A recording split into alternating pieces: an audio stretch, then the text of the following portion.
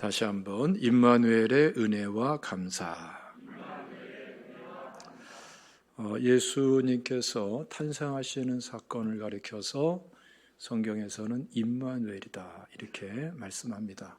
하나님이 우리와 함께 계시다 이렇게 번역까지 해주고 있죠. 그런데 이 임마누엘을 통해서 하나님께서 여러 가지 주신 너무나 귀한 은혜들이 있죠.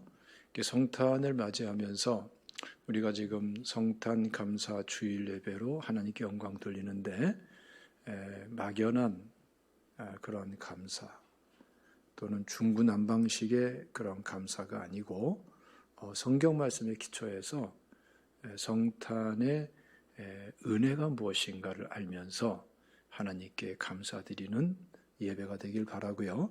또 그런 가운데에 또 성탄의 은혜가 더 커지고 극대화될 수 있는 축복의 시간이 되기를 주님의 이름으로 축원합니다.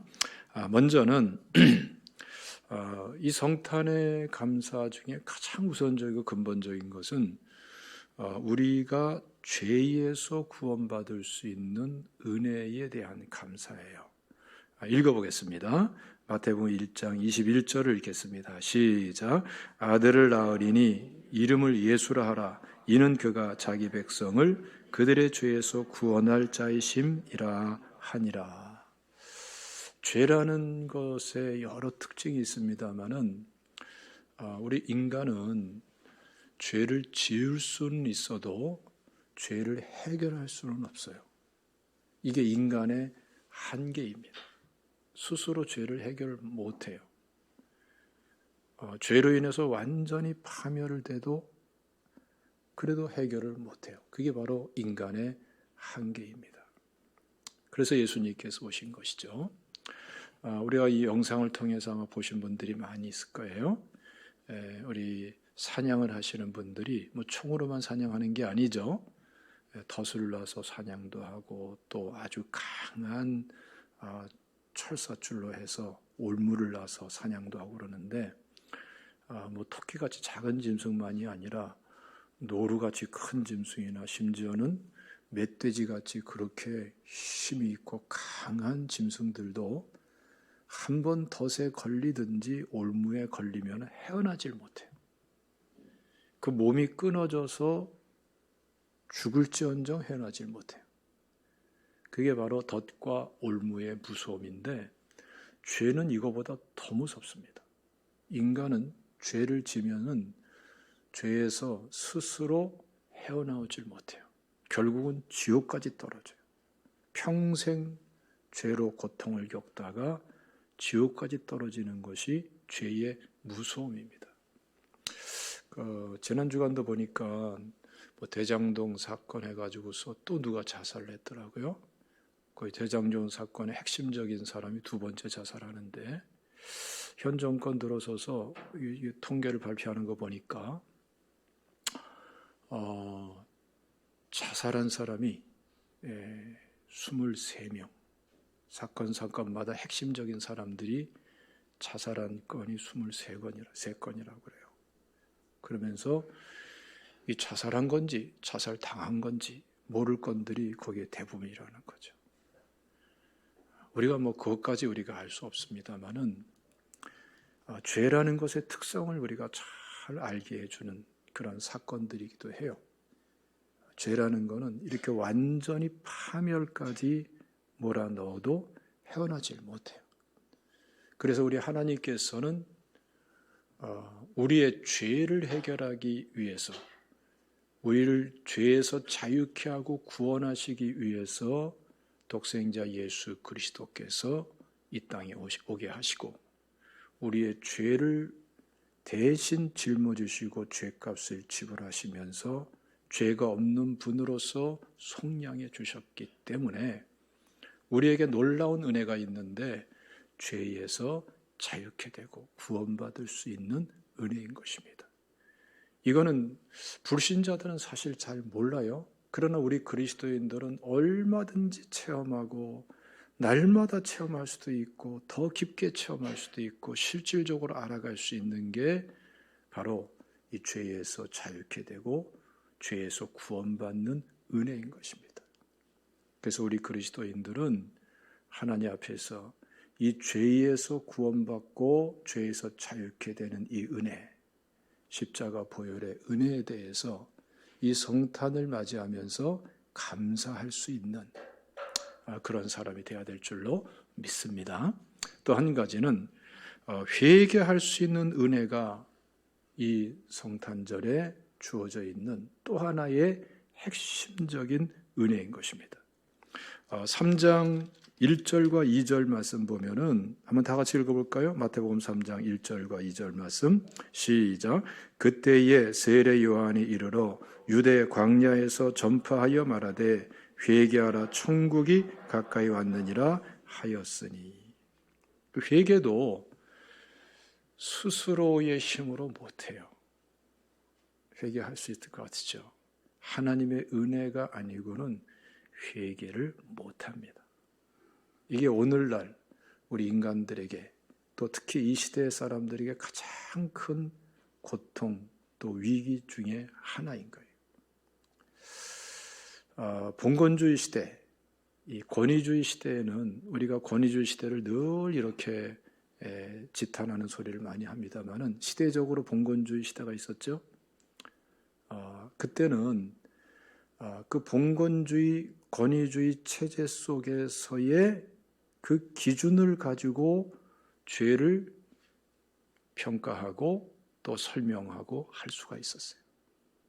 그 기준을 가지고 죄에 대해서 이해하고 한계를 정할 수가 있는 그런 중요한 도구가 되기도 했어요.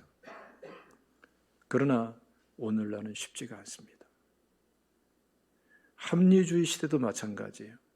죄에 대해서 합리적으로 설명하고 죄에 대해서 구체적으로 납득을 시키고 하면은 죄에 대해서 인정을 하고 고백하고 깨닫고 회개할 수 있는 그런 게 비교적 지금보다는 쉬웠어요. 그러나 오늘날의 시대는 그렇지가 않아요. 이 포스트 모더니즘의 시대라는 거는 이건 뭐 옳고 그름이 한두 가지가 아니고 너는 너대로 옳고 나는 나대로 옳고 저 사람은 저 사람대로 옳고 이 입장에서는 이 입장대로 옳고 저 입장에서는 저 입장대로 옳고 이 상황에서는 이게 옳고 법을 어겼다 그러면 헌법을 바꾸면 되지 않냐. 법을 바꾸자 나오고 이게 오늘날의 이 포스트 모더니즘 시대의 자연적인 특성입니다. 그래서 오늘날 보면은 왜 저렇게 뻔뻔해? 왜 저렇게 어떻게 저럴 수가 있어? 그런 얘기들을 하는데 사실은 서로가 그래요. 서로가. 자기 마음에 안 들면 다 틀린 거고 다 불의가 되는 거예요. 자기 마음에 들면은 남이 옳고 그르고 생각하면 상관없어요. 그게 옳은 거예요. 그러니 이런 상황 속에서 죄에 대해서 규정도 어렵고 설명도 어렵고 그리고 문제는 죄에서 헤어나질 못해요. 죄는 있는데, 죄는 졌는데, 죄 속에 들어가 있는데 아니 어디서부터 어디까지가 죄인 줄 깨닫고 인정할 수 있어야 빠져나올 줄도 아죠. 그러니까 죄에서 헤어나질 못해요. 그럼 죄라는 것은 그냥 아무것도 아닌 채로 있습니까? 아닙니다. 자기가 인정하든 본인이 깨닫지 못하든 본인이 합리화시키든 덮어버리든 죄라는 거는요. 그대로 우리 인간 속에 있을 뿐더러 계속 차곡차곡 쌓이고 악한 무서운 영향력을 끼칩니다. 그래서 죄책감은 계속 살아있고 그 죄책감이 더 여러 가지 현상으로 나타나게 되고 그래서 오늘날 우리 사회도 보면은 자꾸 술 마시는 사람들이 많아지죠. 남자분들만 아니라 여자들도, 여자분만 아니라 청소년들도. 제가 지난 주간에 중요한 약속이 있어서 이제 차를 몰고 사당동 그 길을 갖다 가고 있는데 신호를 기다리고 서 있는데 오른쪽에서 연기가 확 오르는 거예요. 난 불난 줄 알았어요. 알고 보니까 거기 그 길거리에 흡연 장소가 있더라고요. 남녀 여러 사람들이 쭉 줄을 서가지고 담배를 팍 피는데 얼마나 많이 피는지 그냥 쭉 올라가니까 무심결에 보니까 이게 불난 것처럼 보이는 거예요. 헤어나질 못해요. 여러분 중앙동에 새벽에 가보셨습니까? 저는 새벽에 가봤어요. 실질적으로. 중앙동 여기 전철역 앞 그 상가 지역에 가서 그 빌딩 밑에 있는 거기에 버려진 쓰레기통을 한번 보세요. 검은 봉지 속에 수십 개씩 들어있는 그 주사바늘 쉽게 발견할 수가 있습니다. 빌딩마다. 아니 위에 병원도 없는데 왜 허구한 날 그런 주사바늘이 나와요? 누군가 그러더라고요. 그거 마약 맞은 거라고. 예? 죄는 짓고 죄는 양심의 가책을 가져오고 죄는 또한 여러 가지 절망을 가져오고 하는데 헤어나질 못하고 몸부림치는 여러 가지 증상들이 나타나게 되죠. 요즘에 중독증도 굉장히 심해지죠. 게임 중독, 도박 중독, 별별 중독들이 지금 만연해 있습니다. 헤어나질 못해요. 이게 죄의 무서움입니다. 그런데 우리는 이것을 하나하나 회개할 수 있는 은혜가 우리에게는 있는 것입니다. 이게 성탄의 은혜예요. 우리에게는 절대적인 기준인 진리의 말씀이 있고 십자가 보혈의 은혜가 있고 성령의 은혜가 있고 하나님과의 교제가 있고 예배가 있고 찬양이 있고 기도가 있어요. 이게 얼마나 큰 축복인지 모릅니다. 그래서 우리는 하나님 앞에서 죄를 하나님 말씀에 비춰서 깨달고 또 성령의 감동을 따라서 기도할 수 있고 십자가 보혈로 대속의 은혜를 힘입고 죄 씻음 받을 수 있고 이게 단순하게 어떤 이론이 아니고 우리 그리스도인들은 다 체험을 하고 사는 것이죠. 실질적으로 죄를 보혈의 은혜를 힘입고 성령의 은혜를 힘입고 죄를 회개하면은 심령 깊숙이에서부터 죄에 대해서 자유케 됨을 우리는 알게 됩니다. 여러 형태로 알게 되죠. 그리고 어느새 생각이 죄에서 떠나고 말이 죄에서 떠나고 행동이 떠나고 그리고 어느새 묶여있던 현실적인 죄에 묶여있던 것들에서 자유케 되는 특별한 은혜들을 또한 체험하게 되고 야 이게 죄에서 자유케 되는 거구나.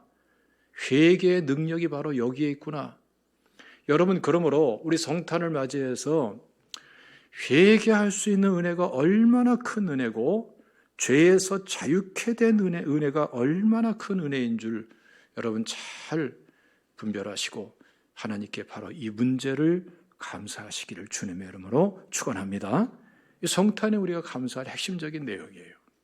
또 한 가지 세 번째로 우리가 죄를 회개하며 정말 하나님 앞에서 죄에 합당한 열매를 회개에 합당한 열매를 맺어 나가면은 우리 주님께서는 성령과 불로 세례를 주십니다.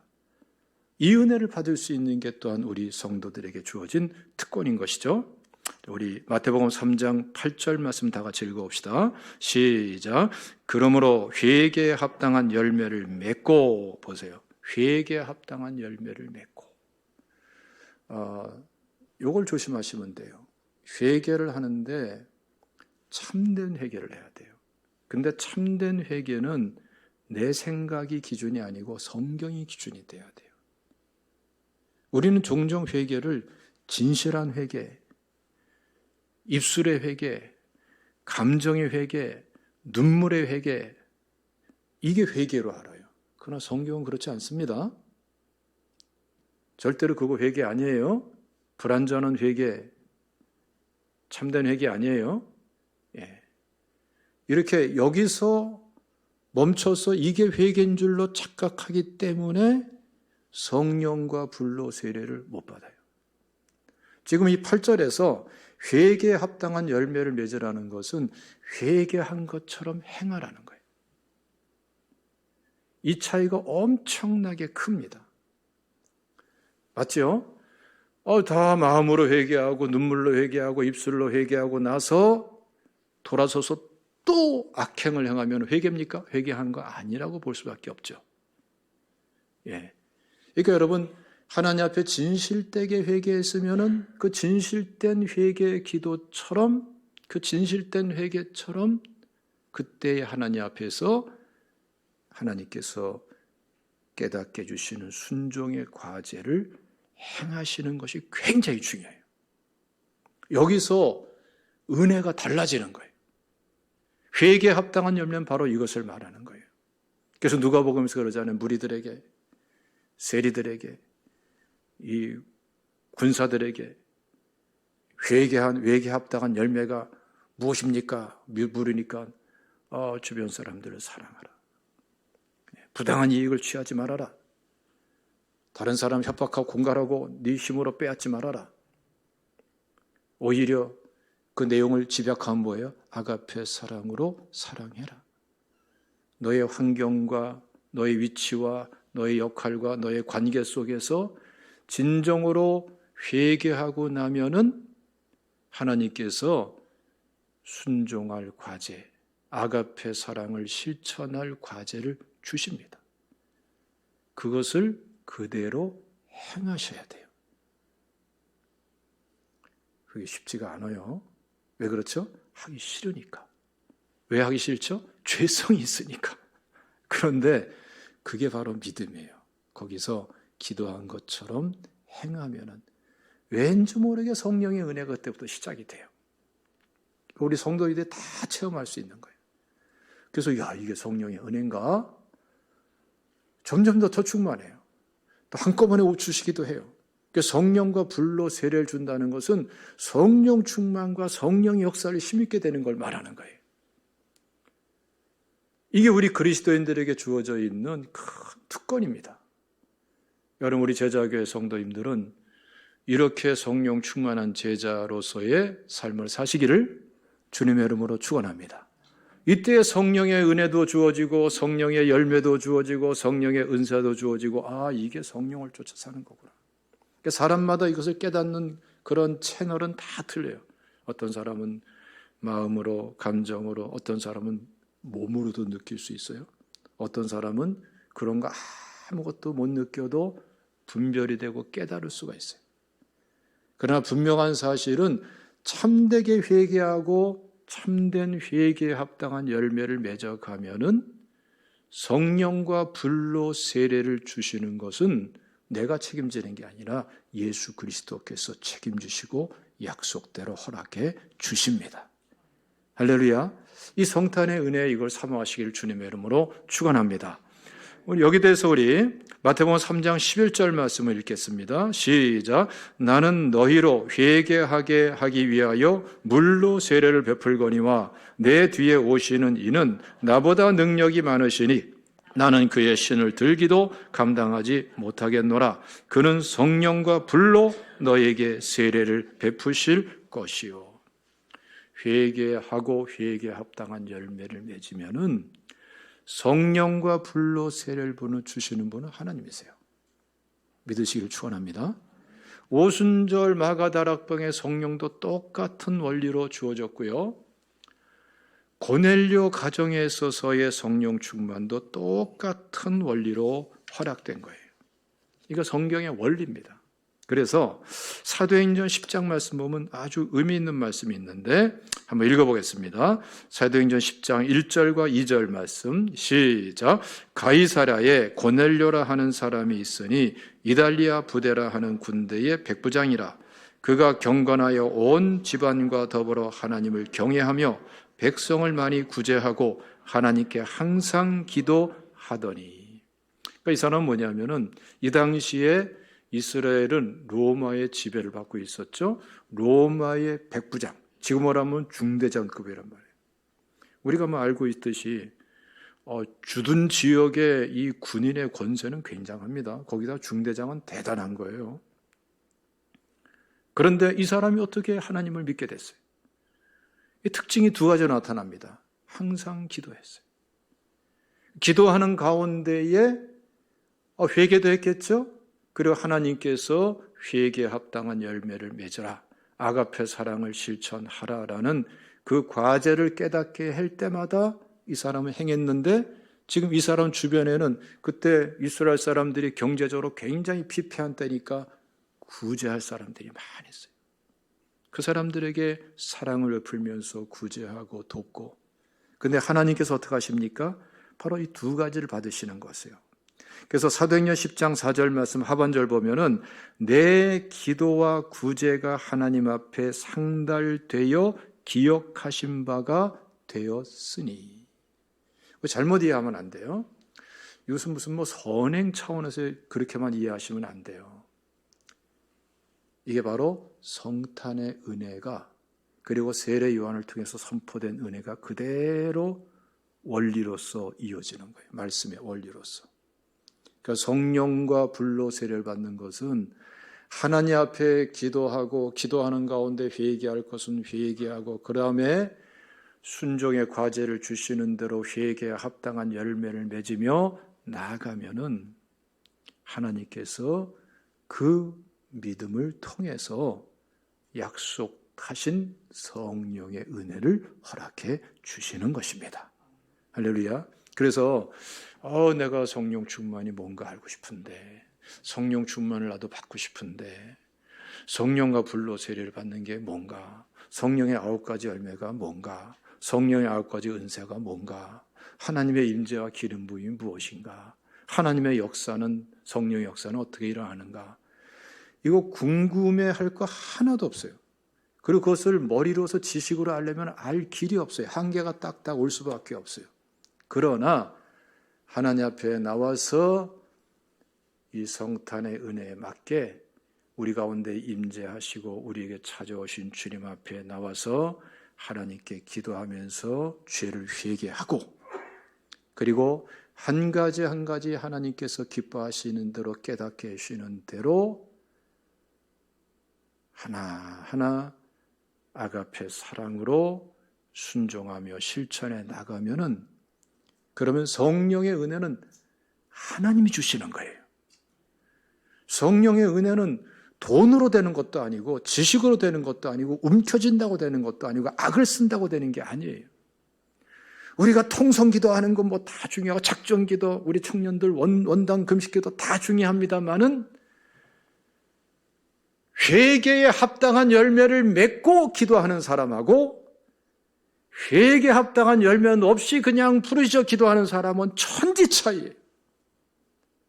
회개에 합당한 열매를 맺으면서 원당 금식 기도도 하고, 새벽 기도도 하고, 작정 기도도 하고, 주님 앞에 나와서 예배 드리고, 성령의 은혜는 이상하게 알게 모르게 시작됩니다. 그래서 시간 더하게 되기도 하고요. 그래서 우리 정상적인 그리스도인들은 날마다 회개에 합당한 열매를 맺어가면서 시간 성령의 은혜를 더하고, 성령께서 이끄신 대로 성령을 따라 행하면서, 야, 이렇게 하나님이 도우시는구나, 하나님이 역사하시는구나, 하나님이 하셨구나, 하나님이 이렇게 하시겠네, 이렇게 살아야 되는 거예요. 할렐루야. 할렐루야. 이게 우리 그리스도인의 삶의 특징이고 축복이고 정상적인 그리스도인의 삶이고, 여기 누릴 수 있는 특권이에요. 그래서 여러분, 다윗 같은 경우도 사실은 성령의 사람입니다. 다윗의 승리도 다 마찬가지. 우리가 새벽마다 우리 사무엘서, 사무엘하 이렇게 함께 나누고 왔습니다만은, 다윗이 고백하는 게 뭡니까? 전쟁을 털에 달려가고 성을 뛰어넘고, 근데 그 배경에는 뭐예요? 하나님과의 관계 속에서 하나님이 주시는 확신이 있어요. 하나님께서 내 편이 되어 주셨다는 확신이 있고, 그 확신이 용기가 돼서 전쟁터로 나가고 백전백승을 하고 목동에서 이스라엘의 왕이 되고 메시아 언약 왕국을 이루는 결정적인 역할까지도 하고, 하나님은 이렇게 역사하시는 거예요. 지금 우리는 어느 때보다도 힘들고 난해한 시대를 살고 있습니다. 뭐 이 사람 탓하고 누구 원망하고 오징어 게임이니 무슨 낙지 게임이니 이런 거 하지 말고, 예? 그런 거 그거 고민해봐야 아무 소용없어요. 어느 시대나 어려움이 있어요. 그러나 우리는 어느 시대나 살아계신 하나님을 믿습니다. 예. 하늘과 땅의 모든 권세로서 주권적으로 역사하시는 하나님을 믿습니다. 우리를 죄에서 구원하시고 우리를 회개할 수 있는 은혜를 주시고 회개에 합당한 열매를 맺도록 이끌어 주시고 성령과 불로 세례를 받게 하시고 우리를 편드시고 우리를 들어 쓰시면서 빛과 소금의 역할을 감당하도록 하시는 하나님을 믿습니다. 그 하나님의 은혜로서 우리가 헤쳐나가고 승리하고 성취하는 우리 이런 생활이 되어야 될 줄로 믿습니다. 하나님은 여러분들을 사랑하십니다. 함께 하시길 원하십니다. 믿음으로 나가시기를 주님의 이름으로 축원합니다. 또 한 가지 우리가 감사할 것은 우리 한번 읽어보겠습니다. 4장 말씀, 4장 17절, 마태복음 4장 17절을 읽겠습니다. 시작. 이때로부터 예수께서 비로소 전파에 이르시되 회개하라 천국이 가까이 왔느니라 하시더라. 보세요. 우리 하나님께서는 천국을 허락하시는 분이세요. 죽어서 가는 천국 당연히 허락하시지만 그러나 지금 여기서 선포하는 건 뭐예요? 예수님께서 이 땅에 오셔서 성탄의 실제로서 공생애를 시작할 때에 선포되는 게 뭐예요? 세례 요한은 예수님 오실 것에 대해서 공생애가 시작될 것에 대해서 똑같은 말로 선포하죠. 회개하라 천국이 가까이 왔느니라. 예수님께서는 이미 공생애 시작하시니까 이제 예수님께서 이루실 천국에 대해서 말씀하는 거예요. 이 말씀은 예수님께서 공생애를 시작하는 첫 번째 메시지예요. 회개하라 천국이 가까이 왔느니라.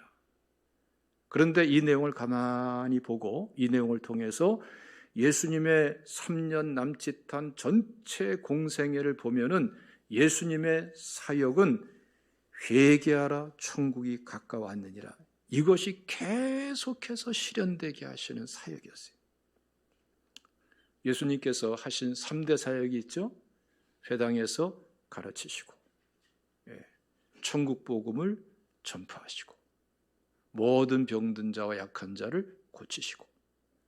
자, 그런데 여러분, 회당에서 왜 회당에서 가르칩니까? 율법주의자들. 말씀이 왜곡되어 있고 말씀에 대한 잘못된 견해를 갖고 있는 사람들. 말씀으로 돌아와야 그게 회개죠. 왜 복음을 전합니까? 말씀도 모르는 사람들. 회개도 모르고 구원도 모르고 아무것도 모르는 사람들.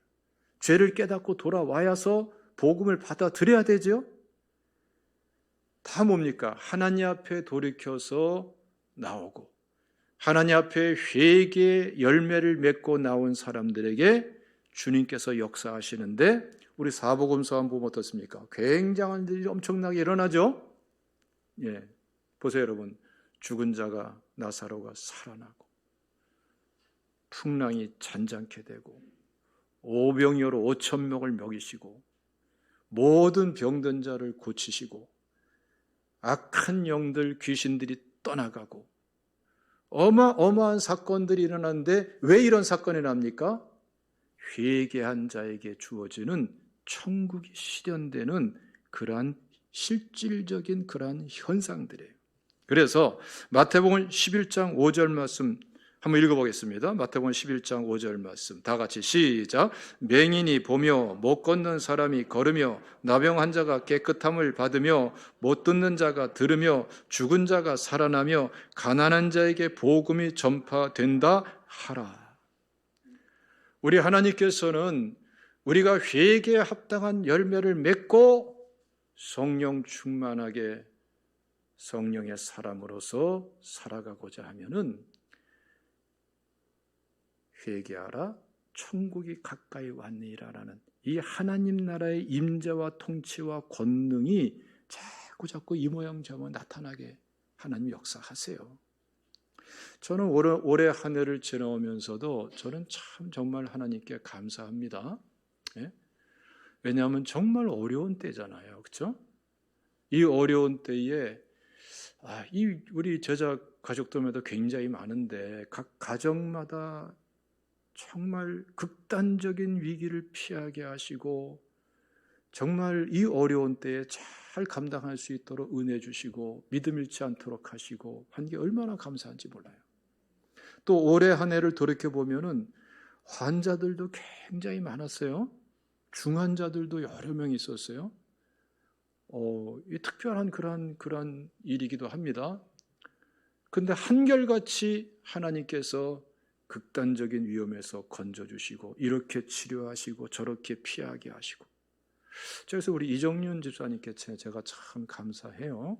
왜냐하면은 정말 의사지만 정말 마음을 다해서 우리 성도님들 돌보고 어떻게든지 자신의 의사로서의 본분에 맞게 신앙으로 감당하려고 애를 쓰고 얼마나 귀한지 몰라요. 여러분들 기도해 주시기 바랍니다. 예? 이런 귀한 사람들을 잘 그 사회에서 역할을 할 수 있도록 서로 기도해 줘야 돼요. 예? 그리고 또 하나님께서는 또 그와 함께 또 도우시고 치료하시고, 일반은총 속에서는 의수를 사용하시고 약도 사용하시고, 또 하나님께서 직접 개입하셔서 도울 곳은 도우시고, 진짜 중환자들이 여러 번 계셨는데 하나님께서 이렇게 저렇게 도우시고 역사하시는 은혜 한 해 동안 끊임없이 있었어요. 얼마나 감사한지 몰라요. 이 은혜가 계속될 줄로 믿습니다. 할렐루야. 저는 지난 주간에도 참 감사한 일이 있었어요. 우리 신우회, 시청 신우회 우리 최 목사님이 해가 바뀌기 전에 꼭 좀 같이 식사하자고 자꾸 이제 전화 주셔서 저녁에는 시간이 안 돼서 점심시간에 같이 좀 식사하자고 내가 그랬는데 제가 깜짝 놀랐어요. 그럼 뭐 공직에 있으니까 한정된 시간이 딱 있는데 만나보니까 이분이 나랑 시간을 갖기 위해 가지고 오후 전체를 휴가를 내버렸어요. 안 놀라네? 미안하고 고맙잖아요. 그렇죠? 다른 계획이 있는 게 아니에요. 나랑 같이 시간을 갖기 위해서. 빨리 놀라세요. 저는 깜짝 놀랐어요. 그래서 이제 우리가 만나면 코스가 똑같아. 식사하고, 그 다음에 어디로 가요? 커피숍으로 가고, 거기서 여러 가지 얘기 나누고, 인원도 하고, 간증도 나누고 하다가, 이제 부시럭 주머니에서 뭘 꺼내요? 또 휴대폰을 꺼내더라고. 또 휴대폰을 또 꺼내.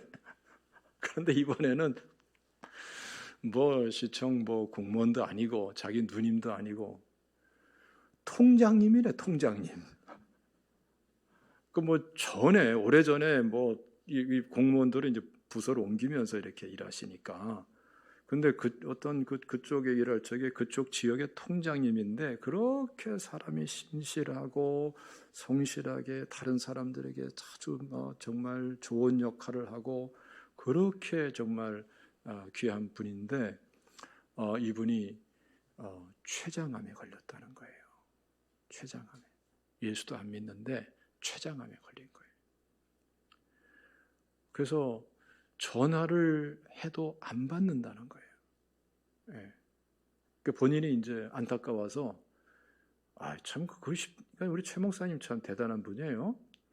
같은 공무원이라도 찾아보기 어려울 텐데 쉬는 날 일부러 그분을, 공무원도 아니고 여러 해 전에 같이 일했던 분인데 그 내용을 알고 신방까지 했어요. 그 통장님을. 그러면서 이제 참 마음을 쏟고 기도하고 계시더라고요. 근데 이 통장님이 왜 전화를 안 받냐면은 내가 이렇게 열심히 살았는데, 이렇게 선행을 하면서 살았는데, 이렇게 다른 사람 도우면서 살았는데 나한테 이런 일이 있다니 이게 무슨 일이냐. 원망이 가득한 거예요. 특정한 대상 따질 것 없이 그냥 이 자체의 원망이 가득해가지고 전화도 안 받고 아무도 안 받는 거예요. 그런데 그때 전화를 하는데 놀랍게도 그때 전화를 받는 거예요. 최 목사님 깜짝 놀라더라고요. 전화가 됐다고. 보니까 요양원에 들어가 계시더라고요. 네. 그래서 나한테 나에 대해서 얘기를 하고 이제 전화 받고 주겠다 해서 전화를 받았더니 아유, 전화로도 보니까 사람이 다 죽게 돼 있어요. 다 죽게 돼 있어요. 힘도 없고. 네. 그래서 예수 안 믿으니까 이제 복음을 간단하게 설명하면서 예수 믿도록 도우니까 참 감사한 거는 안 믿는 분이 그냥 말할 때마다 아멘 하면서 받아들이는 거예요. 예? 아멘을 몇 번 했는가 셀 수도 없어. 그냥 아멘 하면서 받아들이는 거예요. 예수님을 영접하시더라고요. 할렐루야. 너무나 감사하죠. 그렇죠? 여러분, 기적 중에 기적은 예수 안 믿는 사람이 예수 믿는 거예요. 이게 뭐 지식으로, 노력으로 되지를 않아요. 하나님의 은혜야 되는 것이지. 그리고 또 감사하게도 기도를 하는데 여러분들 혹시 이제 뭐 이해 못하는 분들이 있을까봐 그러는데 지금 그냥 그러려니 생각하세요. 이 거리랑 상관이 없어요. 하나님 역사하는 거는 우리가 거리지 하나님은 거리가 상관이 없어요. 기도하는데 하나님이 저한테 자꾸 깨닫게 하시고 또 감동도 주시고 하는 것은 그 사람의 그 최장한 부분에 대해서 하나님이 이렇게 치료를 시작하시고 도우시는 것이다라는, 저는 그렇게 깨달아졌어요. 기도하면서 그렇게 깨달아지는 경우들이 사실은 뭐 엄청나게 거의 대부분 그렇거든요. 100%는 아니지만 거의 그런데 그 하나님께서 그렇게 역사하시는 것이 나한테 뭐 정말 여러 가지 형태로 하나님께서 깨닫게 해주시더라고요. 그래서 하나님께서 이 사람을 구원하시고 또 하나님께 영광 돌릴 수 있도록 또 하나님께서 은혜를 주시고자 하는 게 아닌가 지금 그러는데요. 여러분들 이름 모르고 누군지 나도 뭐 얼굴도 모르고 저는 이름도 지금 몰라요. 그냥 통장님이라는 것만 알아요. 여러분들도 기도할 때 그 통장님 해가지고 좀 기도 좀 하시기 바랍니다. 하나님 지금도 역사하세요. 믿습니까? 그리고 분명한 사실은 혹시 이 자리에 지금 정말 고질적인 정말 그 병에 시달리고 불치의 병으로 고통하시는 분들 그대로 말씀대로 해보세요.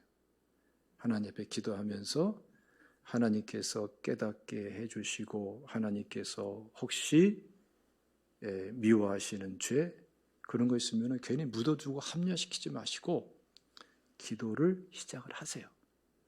뒤로 미룰 것도 없어요. 지금 속으로 기도하세요. 그리고 기도하시면서 그 가운데에서 순종의 과제, 회개에 합당한 열매, 하나님께서는 거의 100% 우리가 회개하고 나가면은 깨닫게 해주십니다.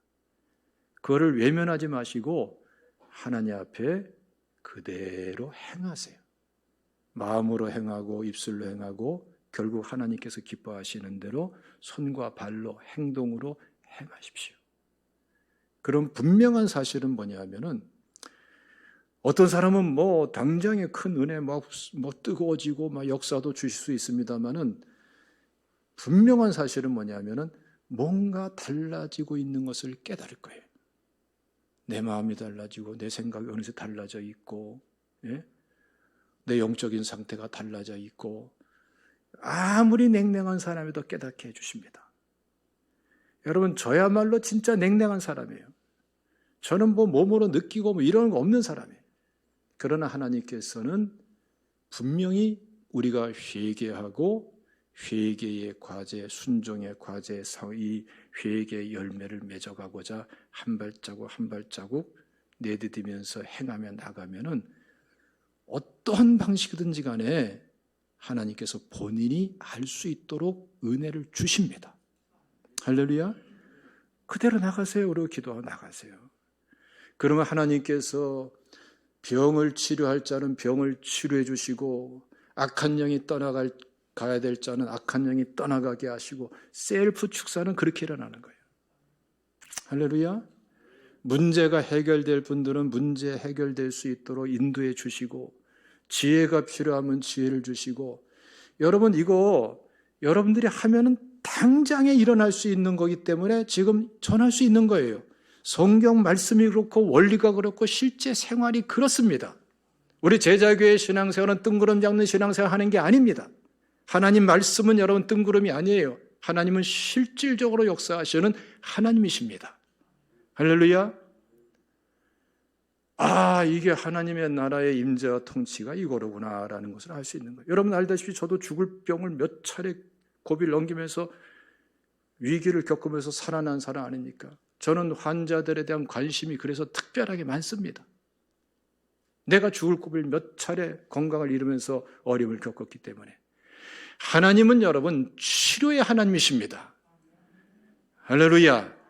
믿음으로 나가시기를 주님의 이름으로 축원합니다. 할렐루야. 마지막으로 누가복음 2장 말씀 읽겠습니다. 누가복음 2장 13절과 14절 말씀 다 같이 읽겠습니다. 시작. 호련히 수많은 천군이 그 천사들과 함께 하나님을 찬송하여 이르되 지극히 높은 곳에서는 하나님께 영광이요 땅에서는 하나님이 기뻐하신 사람들 중에 평화로다. 이 천군 천사를 통해서 선포하는 내용이 뭐죠? 영광과 평화를 선포해요.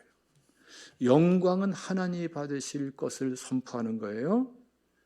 예수님이 오신 것은 사실은 우리 죄를 대신 짊어지시기 위해서 오신 거잖아요. 그런데 하나님은 그것을 영광으로 삼으시는 거예요. 예수님은 십자가 보혈의 피를 흘리러 오셨는데 영광으로 삼으세요. 왜? 그 결과가 구원이기 때문에. 그 결과가 치유와 회복과 이 구원이요 축복이고 은혜이기 때문에. 누구의? 우리의. 그만큼 우리를 사랑하시는 거예요. 그래서 예수님께서도 요한복음 12장 23절 말씀 보면은 바로 다가온 십자가를 앞에 두고 이렇게 말씀하시죠. 인자가 영광을 얻을 때가 왔도다. 십자가인데 무슨 영광이에요? 그러나 그 결과로 우리가 구원받고 죄에서 자유케 되기 때문에 영광으로 받아들이는 거예요. 이 영광이 선포되고 있습니다. 또 한 가지 선포되는 게 뭐죠? 평화가 선포되고 있습니다. 이 평화라는 말은 굉장히 의미가 있는 말, 에이레라는 말인데 이 말은 평화, 요즘 많이 사용되는 복지, 또 번영, 이게 단계적으로 의미가 진전돼 나가는 거예요. 예? 그러니까 성탄에 하나님께서 선포하신 은혜가 뭐예요? 우리에게 평화와 그리고 복지와 그리고 번영을 선포하고 있어요. 그래서 우리가 성탄의 은혜를 은혜답게 잘 이해하고 그 믿음으로 그 말씀대로 나가면은 하나님께서 주시는 그러한 특별한 은혜가 시작이 됩니다. 이 은혜를 감사할 줄 아시는 여러분 되시기를 축원합니다. 할렐루야. 그래서 오늘 이 시간에는 믿음으로 감사하지만 오늘 말씀 그대로 들으면서 그대로 살아보세요. 그러면은 말씀이 지식이 아니네. 하나님이 그냥 막연한 개념이 아니네. 살아계시네. 말씀이 실제가 되네. 이거 다 체험할 수 있는 거예요. 할렐루야. 기억하는 거 걱정하지 마세요. 휴대폰으로 홈페이지에 들어오면 다 볼 수 있어요. 반복해서 봐서라도 여러분 말씀을 그대로 나가면서 반드시 이 말씀의 실질적인 열매를 거둘 수 있는 여러분 되시기를 축원합니다. 그래서 열매를 거두면서 감사할 수 있는 여러분 되시기를 주님의 이름으로 축원합니다. 기도하겠습니다. 우리 아버지 하나님 감사